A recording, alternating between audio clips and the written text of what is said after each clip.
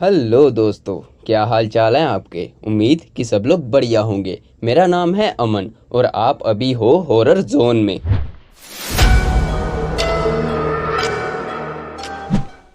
ये ज़रूरी नहीं है कि आत्माएं आपको केवल डराती हैं या फिर आपको कष्ट ही देती हैं। कुछ आत्माएं ऐसी भी होती हैं जो आपको किसी दुर्घटना या फिर कोई हानि होने से बचाती भी हैं। ऐसे ही एक कहानी शेयर करी है अनुपम ने, जिनको सपने में उनके पिता दिखाई देते थे। लेकिन एक रात उनको जब उनके पिता की आत्मा हकीकत में दिखाई दी तो उस रात उनकी जान भी बच पाई। ऐसा क्या हुआ था उस रात, चलिए जानते हैं आज की स्टोरी में। मेरा नाम अनुपम है और मेरी उम्र 28 साल है। मेरे परिवार में मैं, मेरी मम्मी, मेरी दादी और मेरी 22 साल की छोटी बहन रहते हैं। मेरे पिताजी की डेथ 10 साल पहले फैक्ट्री में काम करते वक्त हुई थी। उनकी डेथ का असली कारण तो हमें पता नहीं चला, लेकिन उनके साथ काम कर रहे अंकल ने बताया कि वो चलते चलते अचानक बेहोश हो गए थे और उसी टाइम उनकी डेथ हो गई। ये बात 3 साल पहले की है, जब मैं 24 साल का था।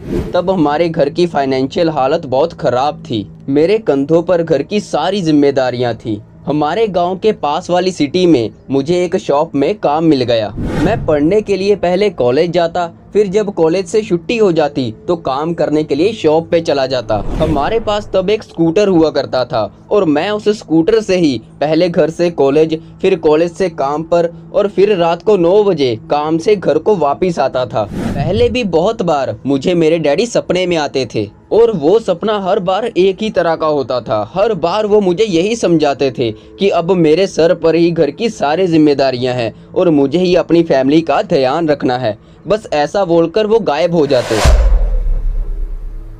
मैंने ये सपना मम्मी और दादी को बहुत बार सुनाया कि मुझे सपने में डैडी आते हैं और ऐसा ऐसा बोलते हैं, लेकिन उन्हें यही लगता रहा कि मैं घर की जिम्मेदारियों के बारे में कुछ ज़्यादा ही सोचता हूँ, इसलिए वो मेरे सपने पे ध्यान ही नहीं देते थे।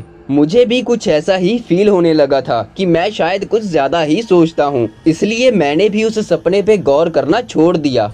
एक दिन हर बार की तरह मैं काम से घर वापस आ रहा था, लेकिन बस टाइम का चेंज था क्योंकि मुझे काम पर ही रात के 11 बज चुके थे। वैसे तो मैं नॉर्मली घर 9 बजे वापस आ जाता था, लेकिन उस दिन शॉप पे काम ज़्यादा था, जिसके कारण काम करते करते मुझे रात के 11 बज गए। मैंने 11 बजे अपनी स्कूटर उठाई और शहर से गांव की तरफ निकल पड़ा। जिस रास्ते से मैं शहर से गांव को जाता था वो रास्ता लगभग 8 किलोमीटर लंबा था। हमारे गांव को जाने के लिए एक और रास्ता था, लेकिन वो रास्ता लगभग 12-13 किलोमीटर लंबा था, इसलिए मैं हमेशा शॉर्ट रास्ते से ही जाता था।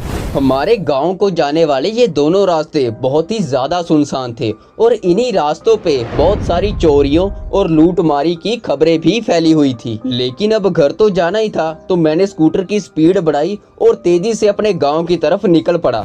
लगभग 3 किलोमीटर की दूरी पे जाकर मेरा स्कूटर बंद हो गया। रात के 11:30 हो चुके थे और रास्ता सुनसान होने के कारण आसपास कोई दिखाई ही नहीं दे रहा था। मुझे बहुत ही ज्यादा डर लग रहा था। डरते डरते मैं स्कूटर से उतरा और बहुत जोर जोर से किक मारने लगा।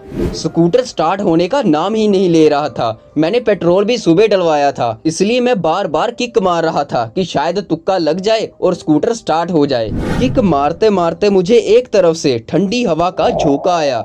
जब मैंने उस तरफ देखा तो एक आदमी लाइट के खंबे के पास खड़ा हुआ था। वो इंसान मुझसे लगभग 100 मीटर की दूरी पे खड़ा था। अंदर ही अंदर मुझे बहुत ज्यादा डर लग रहा था। मैं सोच रहा था कि ये इंसान इतनी रात को यहाँ क्या कर रहा है, लेकिन मुझे सहायता की भी जरूरत थी। तो मैंने थोड़ा हौसला बढ़ाकर उस आदमी को आवाज लगाई। मैंने उससे जोर से पूछा कि हेलो भाई, मेरा स्कूटर खराब हो गया है, क्या तुम मेरी कोई सहायता कर सकते हो। उसे मैंने 2-3 बार आवाज लगाई, लेकिन वो अपनी जगह से जरा भी नहीं हिला। इवन उसने पलट के भी नहीं देखा कि पीछे मुझे आवाज कौन मार रहा है। वो बस उसी लाइट के खंबे के पास मेरी तरफ पीठ करके खड़ा रहा। अब मुझे बहुत ज्यादा डर लगने लगा था। एक तो भूत प्रेतों का डर और दूसरा चोरों का डर। मैंने उस आदमी को आवाज देना बंद किया और जोर जोर से अपने स्कूटर की किक मारना शुरू कर दिया। मैं किक मार ही रहा था कि वो इंसान बिना मेरी तरफ देखे भारी आवाज में बोलने लगा। आज इस रास्ते से मत जाओ, दूसरे रास्ते से चले जाओ, इस रास्ते पे खतरा हो सकता है। उसकी आवाज बहुत ही ज्यादा भारी थी। अब मुझे पक्का यकीन हो गया था कि ये तो कोई चोर है जो मुझे दूसरे रास्ते से भेजना चाहता है। वहाँ पर इसके दूसरे साथी होंगे जो मुझे लूट लेंगे। मैं ऐसा सोच ही रहा था कि वो इंसान फिर से बोलने लगा, मैंने कहा ना इस रास्ते से मत जाओ, इस रास्ते पे खतरा है।